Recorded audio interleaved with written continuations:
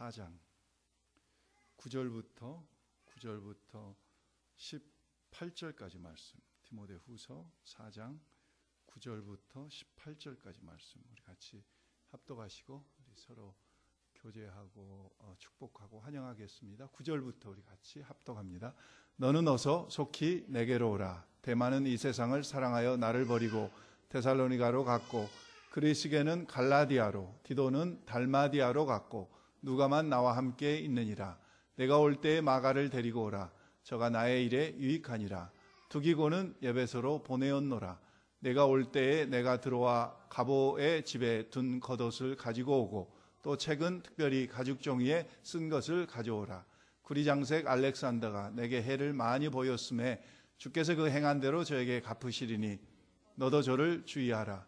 저가 우리 말을 심히 대적하였느니라. 내가 처음 변명할 때에 나와 함께한 자가 하나도 없고 다 나를 버렸으나 저에게 허물을 돌리지 않기를 원하노라. 주께서 내 곁에 서서 나를 강건케 하심은 나로 말미암아 전도의 말씀이 온전히 전파되어 이방인으로 듣게 하려 하심이니 내가 사자의 입에서 건지웠느니라.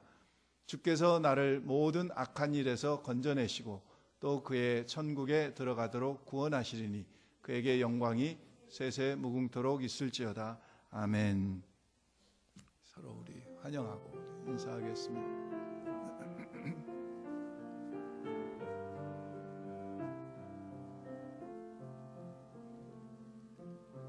형제의 모습 속에 보이는 하나님 형상 아름다워라.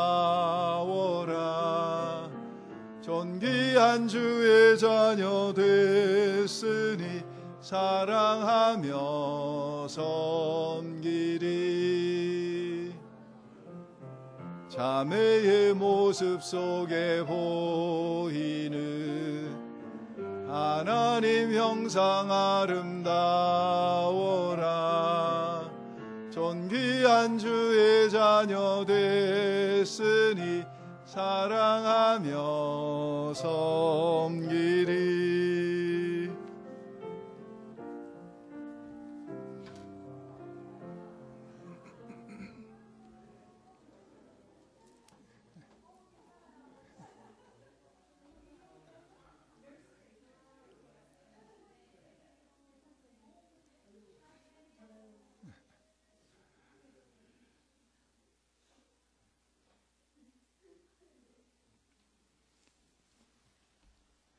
버킷리스트라고 하는 단어는 자기가 죽기 전에 꼭 해야 할 일, 하고 싶은 일, 달성하고 싶은 목표, 목록, 자기 소원 이런 것들을 흔히 우리가 버킷리스트라고 그럽니다. 2008년도에 발표됐던 이 버킷리스트라고 하는 영화를 보면은 전혀 다른 배경의 두 사람이 병원에서 만나가지고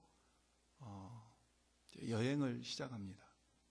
한 사람은 메케닉, 평생을 자동차 고치는 일로 살았어요. 한 사람은 CEO로 회사의 기업 합병, 뭐 특별한 그 외에 회사의 일 이외의 취미라고는 고급 커피를 마시는 것, 그런 정도.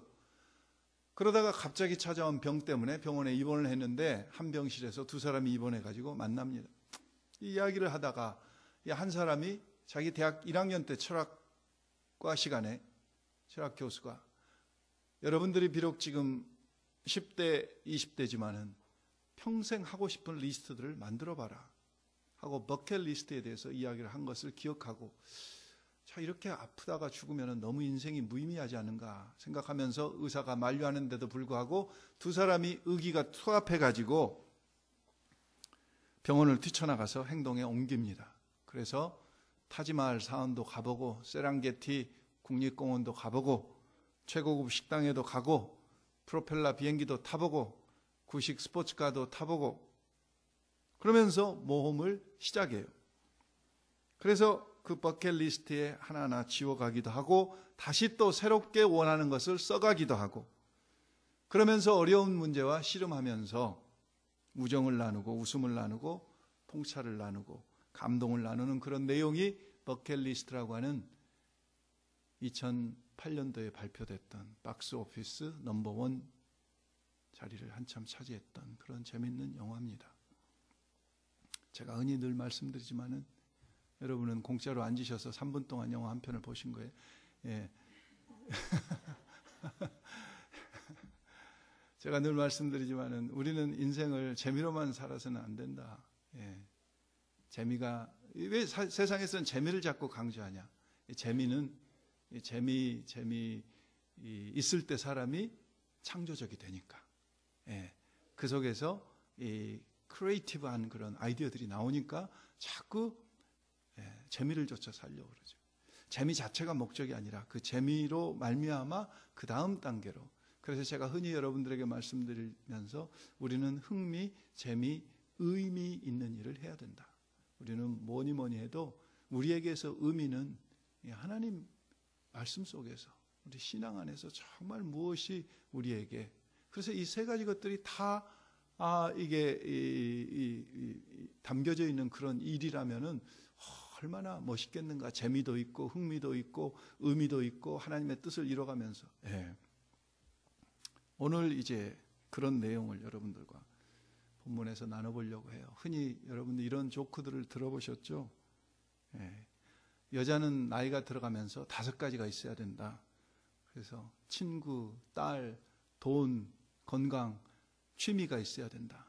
근데 남자는 5가지가 있어야 되는데 아내, 마누라, 와이프, 집사람, 여보 이렇게 5가지가 있으면 된다. 예. 남자들은 심플해요. 예. 그냥 마누라만 있으면 돼. 근데 여자들은 복잡해요. 다 있어야 돼. 여러분 성경은 9절 시작하면서 9절 위에 서브타이틀로 여러분의 성경은 뭐라고 됐는지 모르겠어요. 제 성경에는 디모데후서 4장 1절이 시작되면서 서브타이틀로 엄한 명령 1절이 그렇게 시작되지 않습니까? 하나님 앞과 산자와 죽은 자를 심판하실 그리스도 예수 앞에서 그의 나타나실 것과 그의 나라를 두고 엄히 명하노니. 그래서 엄한 명령. 9절 시작하면서 서브타이틀은 여러분들은 뭐라고 됐어요? 혹시 서브타이틀이 있으신 성경 있으세요? 영어 버전은 뭐라고 그랬어요? Personal concern. 예, personal concern. 개인적인 관심. 제 성경에는 최후의 교훈 그렇게 됐어요. 그래서 우리 디모데전서에 보면은 모든 성경은 하나님의 영감으로 된 것으로 교훈과 책망과 바르게 함과 의로 교육하기에 유익하니 그러셨잖아요. 거기서 맨 처음 나온 게 뭡니까? 교훈. 근데 제 성경에는 보니까 이게 최후의 교훈, 퍼스널 컨선 뭐 이렇게 해놨어요. 근데 내용을 보면은 9절부터 마지막 절 22절까지 보면은 안부하고 뭐 부탁이에요. 예? 그렇죠? 근데 제가 조금 달리 들여다보니까 그 속에서 우리가 정말 놓치지 말아야 될 5가지가 있더라고요. 그래서 그것을 여러분들하고 같이 이 시간 잠깐 나눠보려고 그래요. 우리가 잘 아는 대로 지금 이 디모데 전후서는 사도 바울이 로마 감옥에 있으면서 에베소에서 목회하고 있는 아들과 같은 디모데에게 쓴 편지입니다. 다 아시죠? 지금 사도 바울은 로마의 감옥에 있어요. 디모데에게 편지를 써요. 자, 마지막이에요. 디모데후서 4장 중에서도 마지막 부분.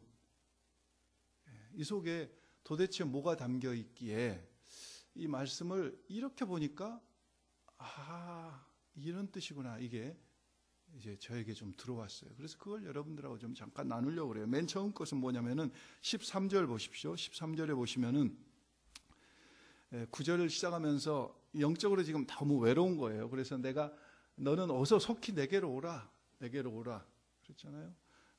이 9절뿐만 아니라 22절에도 21절에도 보면은 막 빨리 오라고 재촉하고 있어요. 디모데가 너무 보고 싶은 거예요.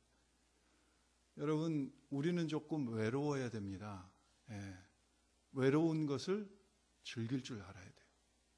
사람이 거룩하게 외로울 때 그 속에서 하나님과 깊은 만남이 생기고 인생이 좀 정리가 되면서 너무 혼자 우울하고 계속 혼자 있기를 원하고 그러면 안 되지만은 때때로 우리는 외로워야 될 필요가 있어요.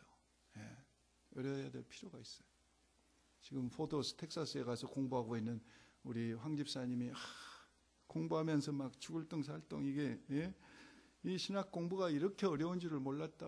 여기서는 뭐 다 하고 만나고 사람들 거기 가서 누가 알아줍니까? 자기 공부하느라 바쁘고 아는 채도 안 하고 자기가 쫓아가서 물어봐야 되고 외로워 죽겠다는 거죠. 공부 따라가는 것도 힘들지만은 외로워 죽겠다. 그래서 제가 그랬어요. 당신 좀 외로워야 된다.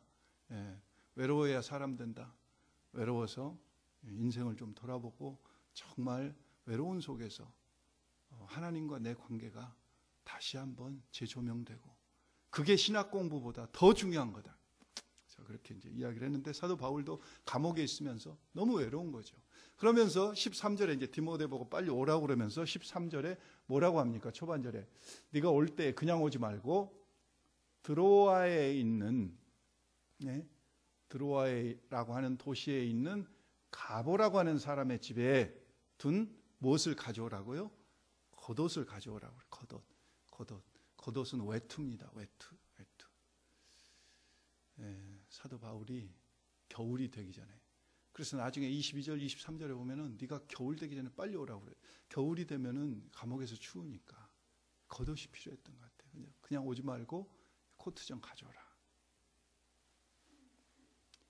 사도 바울이 1차 투옥에서 풀려났고 2차 다시 투옥이 되면서 바울은 자기 운명이 자기 앞에 놓인 이 일들이 어떻게 전개될지 느끼고 있었어요. 죽음의 그림자가 점점 가까이 다가온 것을 알고 있었어요. 오늘 죽을지 사형 집행이 내일 될지 알지 못하는데 지금 첫 번째 무슨 이야기 하고 있습니까? 겉옷 좀 가져오라. 겉옷이 뭘까? 뭘 상징할까? 생각하니까 제가 볼 때는 사람이 돈이 필요하다. 그죠? 물질이 필요하다. 물질이 필요해요. 물론 우리는 물질은 하나님께서 우리에게 주십니다. 주신 그 물질을 우리가 잘 받아서 잘 간수해야 돼요. 물질만 필요하면 이게 문제가 되지만은 물질이 필요해요. 우리 매일매일 살아가는데 물질이 필요해요. 하나님의 일을 하기 위해서 하나님의 영광을 하나님께 영광을 돌리기 위해서 또 다른 사람에게 피해를 주지 않기 위해서 또 다른 사람을 돕기 위해서 우리에게 최소한의 물질들이 필요합니다.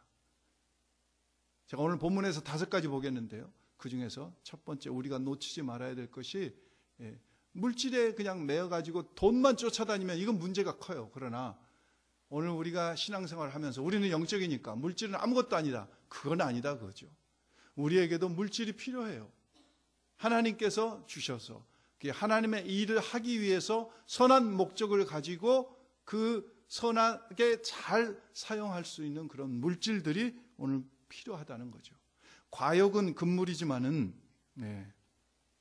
물질이 필요해요. 여러분 흔히 그런 이야기 듣잖아요. 나이가 들어가면서 입은 닫고 지갑은 열라고. 그런데 나이 들어서 돈 없어 봐요. 지갑은 닫고 입만 열어가지고 맨 다른 사람 하는 이야기 또 하고 다른 사람 힘들게 하고 피해주고. 우리 전성교사님 같이 나이가 들어갈수록 입은 닫고 지갑을 막 열어야 돼요. 할렐루야. 그래서 그러려면은 뭐가 필요하다? 이것이 필요하다 그거죠. 사도 바울도 겉옷이 필요하다 그랬잖아요. 내일 죽을지 언제 죽을지 모르지만은 나 겉옷이 만약에 사도 바울에게 겉옷이 없었다면은 갑오집에 들어와 있는 갑오집에 두고 온 겉옷이 없었다면은 아마 그랬을지 모르겠어요. 야, 나 외투도 한 벌 없는데 누가 좀 외투 좀 헌금해 주면 안 되겠냐? 하고 그렇게 했을지 모르겠어요. 그런데 다행히 갑오집에 둔 겉옷이 있으니까 그 겉옷 좀 가져달라. 첫 번째 필요한 것. 우리가 놓치지 않아야 될 것. 두 번째는 13절 초반절 보십시오. 13절 초반절을 보니까 갑오에 둔 겉옷을 가지고 오고 그 다음에 또 책은 특별히 가죽 종이에 쓴 것을 가져오라. 가죽 종이에. 여러분 그 당시에는 어디다 주로 썼습니까? 파피루스라고 하는 갈대 잎으로 그런 데다 썼어요. 그런데 저것은 무엇이게 도대체 가죽에다가 가죽종이에다 썼을까? 그래서 한이 이야기하기를 어떤 사람은 로마 시민 증서다. 로마 시민권. 여러분 시민권 원본 잘 킵하고 계시나요? 예? 예. 레미네이트 해가지고 잘 킵해야지 그게 나중에 여러모로 필요할 때가 있어요. 시민권. 근데 이 생각해 보세요. 이 사도 바울이 지금 1차 재판 받고 2차 재판 받아서 지금 감옥에 갇혀 있어서 지금 이게 끝난 거예요. 이제 끝났어. 근데 무슨 다시 로마 시민권이 뭘 필요하다고 그게 로마 시민권. 어떤 사람은 이야기하기를 저 가죽종이에 쓴 것은 재판 기록이었다. 재판 기록이었을까? 제가 이제 한번 생각해 본 겁니다. 아니 지금 이 순교를 각오하고 죽음이 가까이 오고 있는 그 순간에 무슨 다시 인간적인 술수로 살아보겠다고 발버둥 치려고 무슨 그 가죽종이에 쓴 거 그 재판 기록을 가져오라. 그건 아닌 것 같아요. 그래서 제가 내려온 결과는 저것은 아마도 구약 성경이 아닐까 하고 찾아봤더니 저와 같은 생각을 가진 신학자들이 여러 분 있더라고요. 그래서 내가 틀린 것은 아니구나. 뭐라고요? 구약 성경. 두 번째 우리에게 필요한 것은 뭐가 필요해요? 하나님의 말씀이 필요하다고 하죠. 하나님의 말씀이. 이 하나님의 말씀은요, 우리가 내용을 안다고 다 한 번 알고 끝나는 게 아니라 이 말씀 속에서, 여러분 사실 말해서 우리의 인생에서 최고의 기쁨은 뭡니까? 뭐 손주 돌잔치 한 거 그것도 기쁘겠지만 그게 무슨 최고의 기쁨이겠냐고요. 딸만 낳다가 아들 하나 낳은 게 그것도 기쁘겠지만 그게 무슨 대단한 회사에서 그냥 나가다가 매니저 되고 돈 조금 올려받은 그것도 기쁘겠지만 그게 무슨 대단한 기쁨이겠냐. 집이 없다가 어쩌다가 집 하나 사면은 그 조금 기쁘기는 기쁘겠지만 그게 대단한 기쁨이겠냐.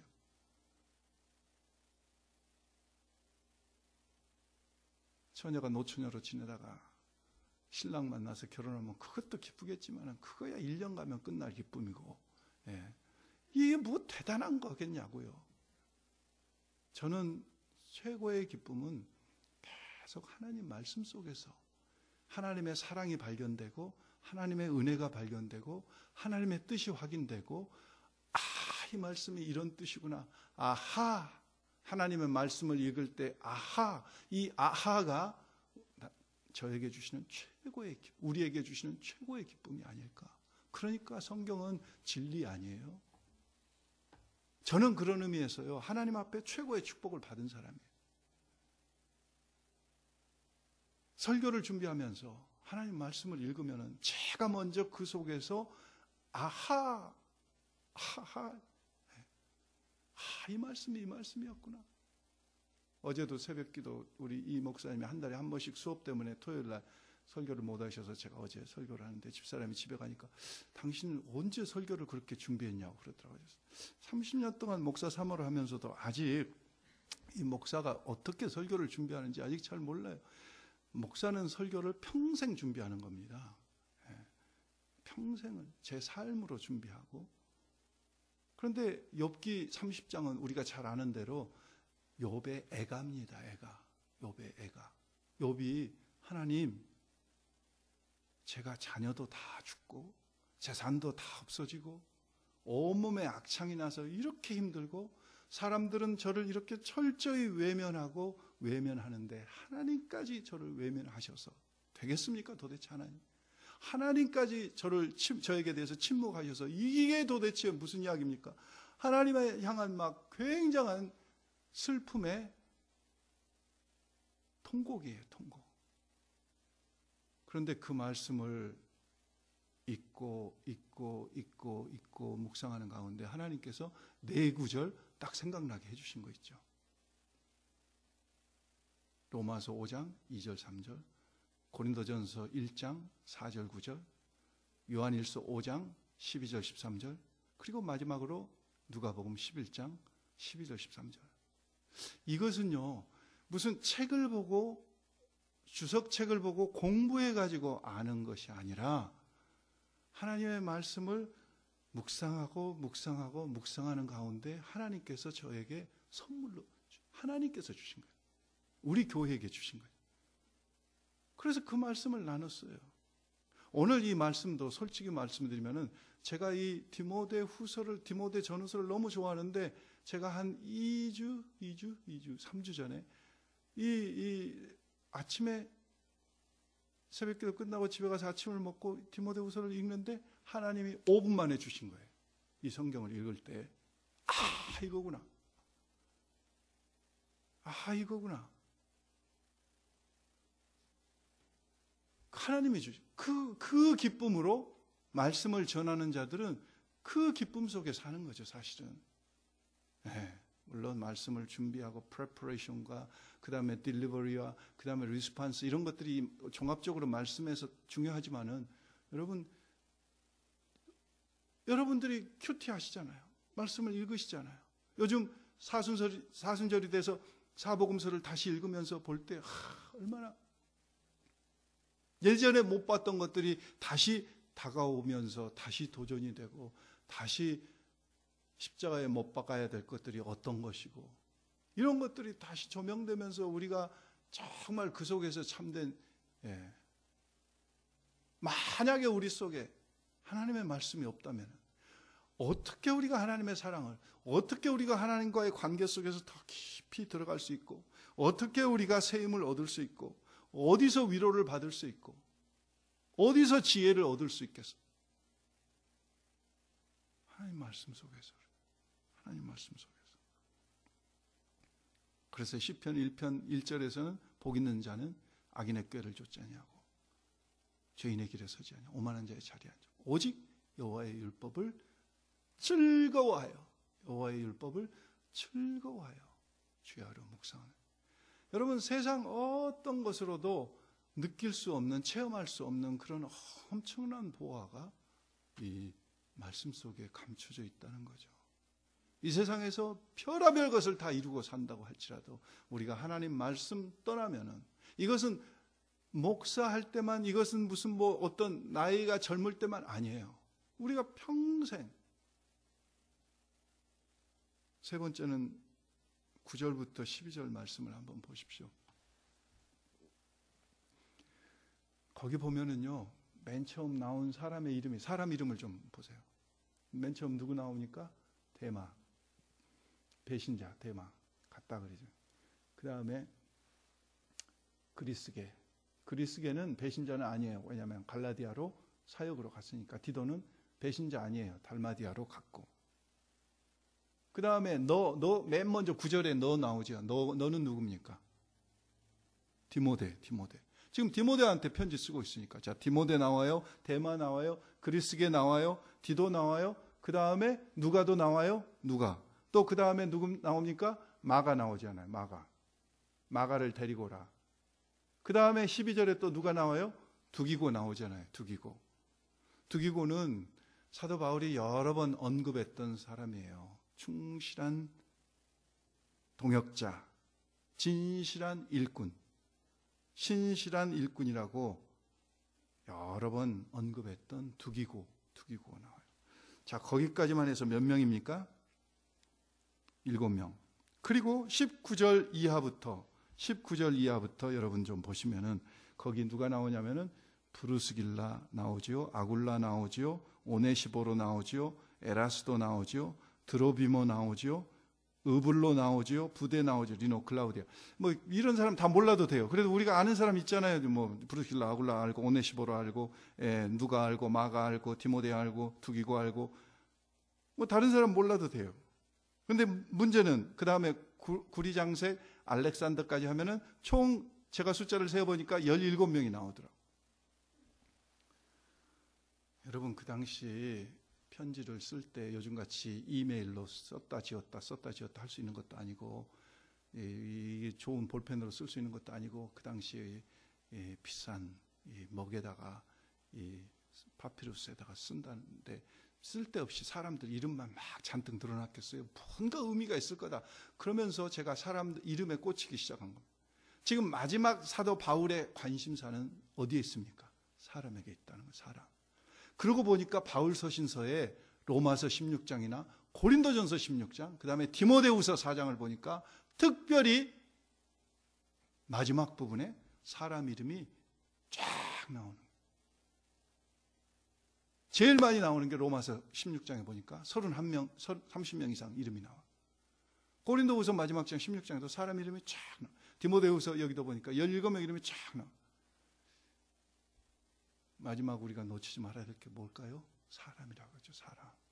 사람. 인간관계.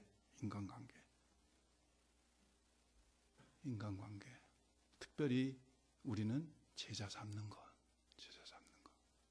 여러분, 안 믿는 사람들도 흔히 이런 이야기 하지 않습니까? 어장 관리를 잘해야 된다고. 예? 어장 관리를. 그게 무슨 이야기입니까? 사람 관계 잘해야 돼. 세상 사람들도 인맥 관리를 잘해야 된다. 사람이 이 중요하다는 것을 알잖아요. 우리는 뭘 해야 돼요? 내가 제자가 되든지 제자를 삼든지 둘 중에 하나 해야 돼요. 이 제자 삼는 사역이 놓치지 말아야 될 사역이다. 결국 저는 이 말씀을 읽으면서 왜 이렇게 사람 이름이 많이 나오지? 이 사람들이 다 누굽니까? 배신자 한 사람만 빼놓고 세상을 향해서 버리고 나를 갔던 데마 빼놓고는 나머지는 다 사도 바울이 가까이 지낼 수 있는 그런 사람들.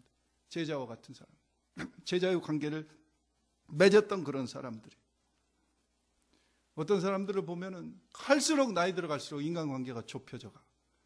안 볼 사람이 점점 많아져가. 그러면 안 된다 그거죠. 우리는. 제자를 삼든지 제자가 되든지 예수님께서도 군중들을 향해서도 사역을 하셨지만 특별히 12제자를 데리고 사역을 잘 하셨잖아요. 그래서 12제자를 통해서 결국 복음이 제가 29년 목회하면서 이 말씀을 준비하면서 생각해 봤어요. 내가 새벽 2시에 전화해가지고 나 도와달라고 전화 걸면 나 와서 도와줄 사람이 몇 명 있을까? 내가 갑자기 어렵다고 돈 10,000불만 주라고 그러면 나 10,000불 줄 사람이 몇 명이나 있을까? 우리 교인들은 다 주실 거니까 제외하고 교회 밖에 분들에게. 내가 힘든데 나 10,000불만 줘. 꿔주지 말고 나 10,000불만 줘. 그러고 보니까 목회 29년 뭐 30년 했다고 그러지만은 10손가락도 안 되더라고요. 10손가락도 안 돼. 중요한 것은 정말 제자를 사람을 얼마나 세웠느냐, 사람을 얼마나 키웠느냐. 사도 바울은 보세요. 여러분 여기 17명, 로마서 16장에 뭐 30 몇 명, 성경에 기록된 것만. 또 고린도후서에 나온 숫자 제가 그것까지는 안 세봤는데 뭐 그하면 또 몇십 명. 또 다른 바울 서신서에 보면 또 애드하면 엄청 많은 사람들을 그 이외에도 수만 있었지만 사람을 키우고 사람을 세우고. 얼마 전에 제가 기사를 읽으면서 참 가슴이 흐뭇했어요. 아시아에서 개인이 펀드를 내가지고 제일 큰 장학재단을 세운 사람이 한국 사람이더라고요. 한국 사람. 8천억인가 무슨 뭐 하여간 돈 액수를 따질 수 없을 만큼 무슨 뭐 회사에서 돈 내서 하는 것은 많아요. 근데 이 개인이 한 분이 지금 80 넘은 노인 이 개인이 한 분이 돈을 내 가지고 그 8천 몇 억을 돈을 내 가지고 장학금을 줘서 사람을 그렇게 많이 세웠더라고요.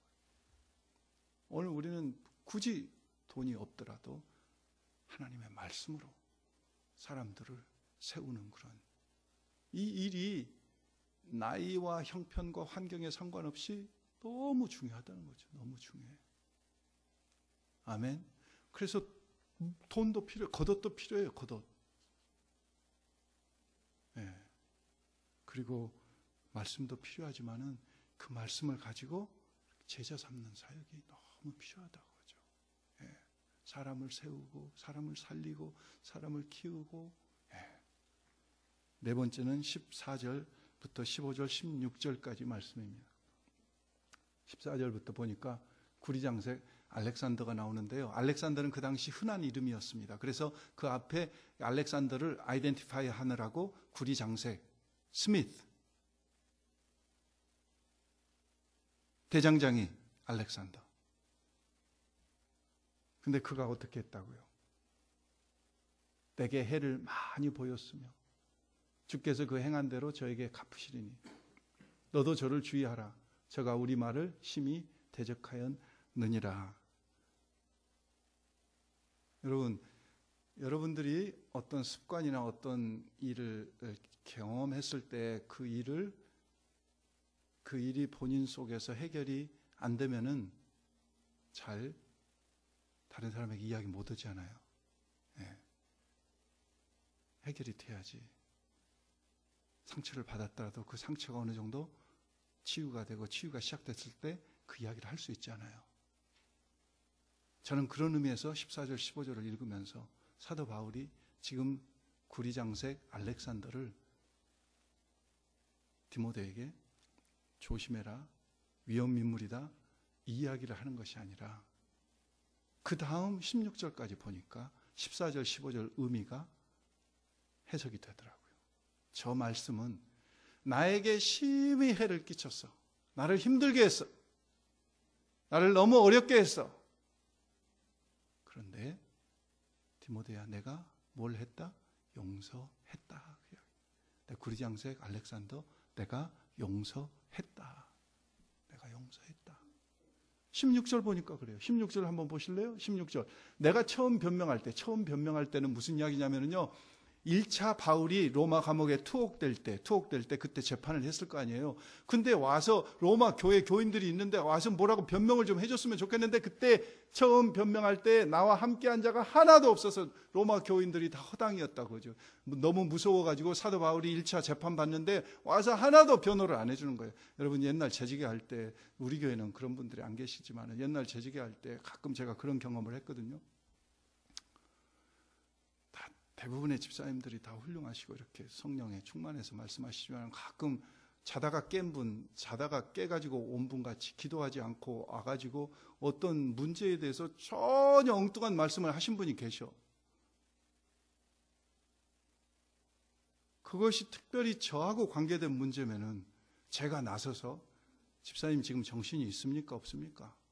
예? 그것은 그런 게 아니고 이건 이렇게 된 거 이렇게 말씀드릴 수가 없잖아요. 그러면 그때 옆에서 정신이 온전한 집사님 중에서 누가 하나 나서가지고 김 집사님 사실은 그게 아니고 이게 이렇게 되고 이렇게 저렇게 돼서 이렇게 된 겁니다. 이렇게 한 분이라도 설명을 해주면 일이 빨리 끝날 것 같은데 이쪽에 집사님도 아무 말 안 하고 가만히 있어요. 그러면 내 속으로 얼마나 답답한지 걔는 가재편이라고 그러더니 역시 그런 생각이 드는데 사도 바울은 오직 했겠어요? 아니 오직 했겠냐고. 자기가 가르쳐가지고 세운 로마 교회 교인들이 재판받는데 와서 아무도 나와 함께한 자가 하나도 없고 다 나를 버렸으나 그랬잖아요. 내 버려서 내가 지금 겁나게 섭섭하다 솔직히 이렇게 이야기했으면은 이건 아직 용서가 안 된 거죠. 그런데 버렸으나 그러면서 저희에게 허물을 돌리지 않기를 원하노라 용서했다. 네 번째 우리가 놓치지 말아야 될 게 뭐예요? 용서예요. 용서.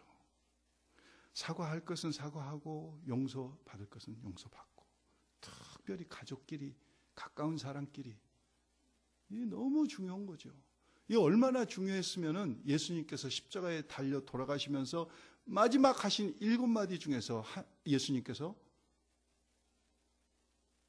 저들을 사하여 주옵소서.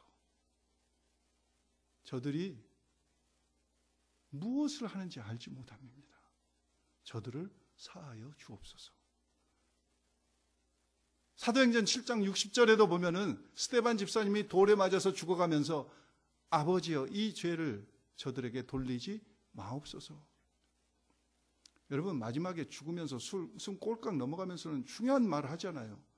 얼마나 그 말이 용서가 중요했으면은 저들을 용서해 주옵소서. 주님 가르치신 기도에도 얼마나 중요했으면은 우리가 우리 죄를 용서해 준 것 같이 우리 죄를 사하여 주옵시고. 제가 언제가 말씀드렸는지 모르겠는데 제가 아프가니스탄 가기 전에 우리 애들 둘하고 레이크타워에 가서 3박 4일 패밀리 리트릿을 했어요. 목적을 처음에 가면서 딱 이야기를 했어요. 우리 왜 이게 3박 4일 지금 가서 놀고 그냥 지내는 것이 아니라 가족끼리 그냥 시간 보내려는 것이 아니라 아빠 엄마가 지금 아프가니스탄에 가면은 무슨 일을 만날지 모른다. 거기서 죽을 수도 있고 못 돌아올 수도 있고 이제 그런데 거기서 무슨 일을 당하든 모르는데 가면서 혹시 너희들 마음속에 아빠 엄마에 대해서 섭섭한 마음, 용서하지 못한 마음, 원망과 미움이 있으면은 그걸 너희들에게 남겨두고 우리가 가서 죽어버리든지 무슨 못 돌아온다 그럴 때 너희들에게 얼마나 이게 평생 한이 되겠냐. 그래서 이 3박 4일 동안은 우리들에게 섭섭했던 거, 용서치 못했던 거, 그걸 다 이야기해라. 다 이야기해라. 없다는 거예요. 없을 것이 아니니까 계속 3박 4일 동안 생각하면서 또 이야기해보라. 그래서 하여간 그런 시간을 가졌어요. 여러분, 그런 뒤로도 occasionally 저희는 애들하고 이런 시간을 가끔 갖습니다. 지금도.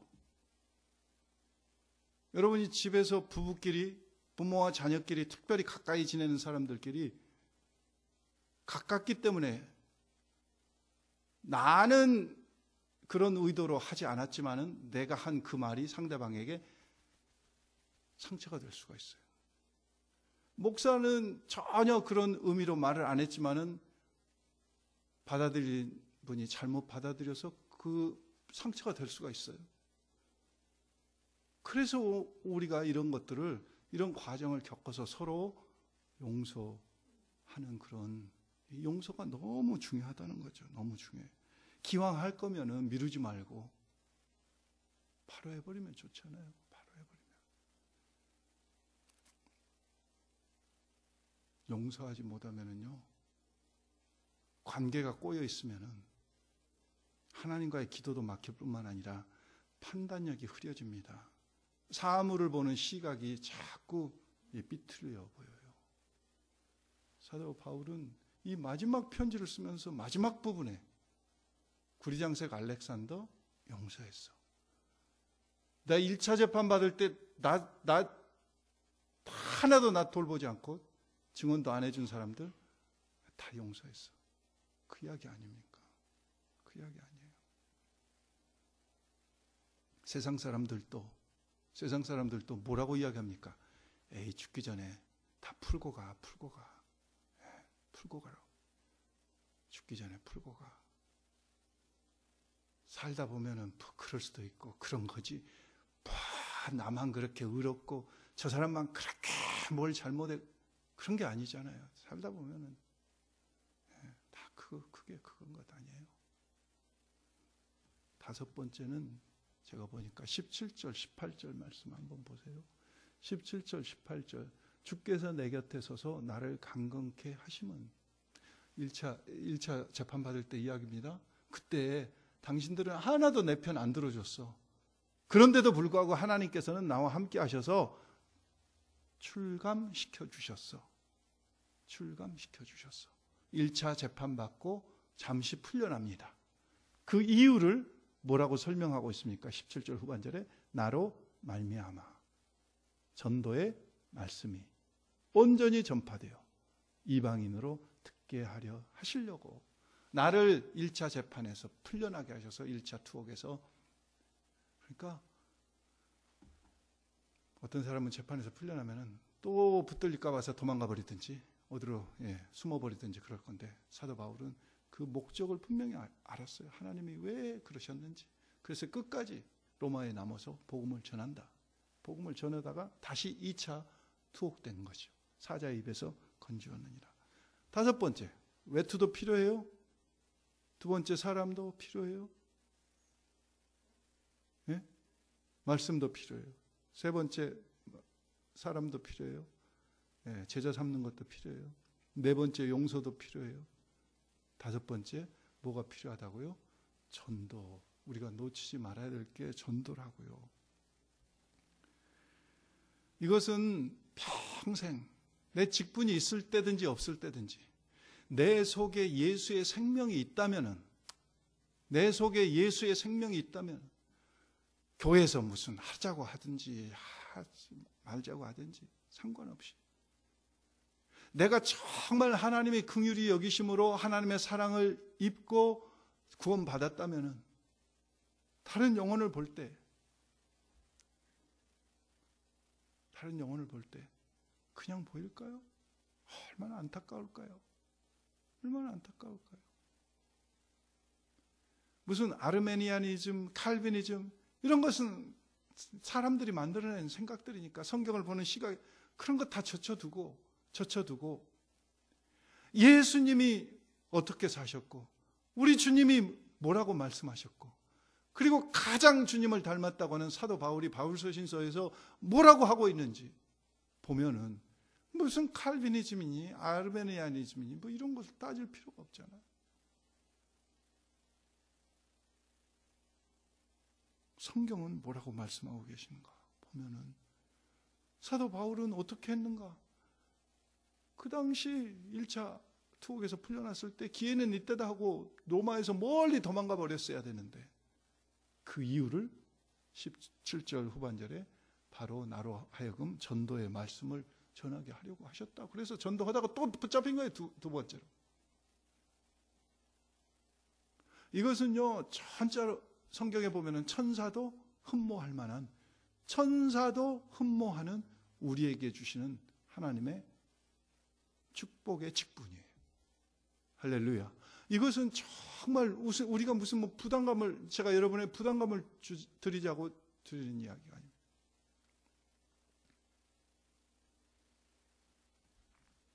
말씀을 정리하고 마치면서요. 우리가 놓치지 말아야 될 것이 어찌 이 5가지 뿐이겠습니까? 많은 사도 바울이 디모데후서 마지막에 저렇게 간절하게 저렇게 많은 지면을 할애해서 이야기한 것을 보면은 오늘 우리에게 정말 우리가 놓치지 않아야 될 것, 우리 버킷리스트를 만드실 때 정말 내가 하고 싶은 것, 내가 목표로 하고 살아가야 될 것들을 버킷리스트를 만드실 때 정말 이 5가지는 빠지지 말고 꼭 넣으셔서 저도 이 말씀을 준비하면서 다시 제 삶을 돌아보니까 이 5가지 다 부족해요. 다 부족해. 다 부족해. 다시 한번 내 겉옷은 어느 정도 그리고 정말 하나님의 말씀은 나는 어느 정도 내가 제자 삼는 사역은 제자 되는 일은 내가 어떻게 하고 있는지 그리고 나는 정말 거리낌이 없는 관계로 서로 용서하고 용서받고 있는지 그리고 나의 바라보는 것들은 어떻게 하면은 저 영혼에게 복음을 전할까? 저 영혼을 하나님 앞으로 바로 인도할까? 이건 직분과 상관없이 우리 모두가 감당해야 돼요. 다시 한번 이 사순절 기간을 지나시면서 이 사도 바울이 마지막으로 말씀한 예수님은 마지막에 한마디로 너희는 가서 모든 족속으로 제자를 삼아 아버지와 아들과 성령의 이름으로 침례를 주고 내가 분부한 모든 것을 가르쳐 지키게 하라 이렇게 말씀하셨지만 사도 바울은 이걸 구체적으로 펼쳐서 오늘 저희에게 다시 한번 말씀해 주고 계신 게 아닌가 생각하면서 우리의 정말 이 버킷리스트가 이 5가지로 말미암아 더욱더 풍성해지는 더욱더 풍성하고 우리의 남은 삶이 더 의미 있어지는 그러한 인생이 될 수 있기를 주의 이름으로 축원합니다. 기도하겠습니다. 살아계신 아버지 하나님 감사드립니다. 오늘 또 디모데후서 이 4장 말씀을 통하여 우리가 놓치지 않아야 될 것 사도 바울이 놓치지 않았던 그래서 이렇게 디모데에게 권면하고 담대히 말씀할 수 있었던 이 5가지가 저희 삶 속에 기둥과 같이 든든한 기둥과 같이 되어서 나머지 삶에도 더욱더 의미 있고 풍성한 그런 인생을 살아갈 수 있도록 우리 사랑하는 성도들의 삶을 하나님 축복해 주시옵소서. 감사드립니다. 예수님의 이름으로 기도했습니다. 아멘.